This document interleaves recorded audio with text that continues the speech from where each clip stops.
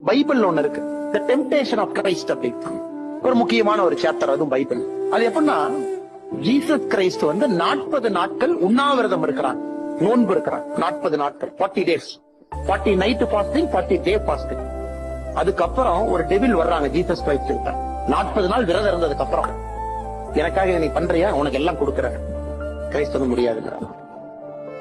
அப்படியே அந்த மலை மேல கூட அந்த சாத்தான் கூட்டிட்டு போறாங்க. மலை மேல போய் ஜீசஸ் கிரைஸ்ட கூட்டிட்டு போயிட்டு, உங்க கண்ணுல என்னெல்லாம் நீங்க பாக்குறீங்களோ எல்லாம் உனக்கு தான், ஆனா என்ன ஏத்துக்க அப்படிங்கிற. கிரைஸ்ட் முடியாதுங்கிறார். எதுக்கு? அதுலயும் ஒரு பாடத்தை இருக்கு, ஒரு ஆழ்ந்த ஒரு அணுகுமுறை இருக்குன்னா, the temptation of Christ and Bible. அதுவும் அவங்க எப்படி வச்சிருக்காங்க பாருங்க.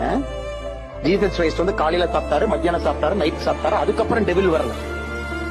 40 நாட்கள் விரதம் இருந்து உங்களுடைய சென்சஸ் எல்லாமே வீக்கஸ்ட் பொசிஷன்ல இருக்கு. நீங்க ஒரு நாள் விரதம்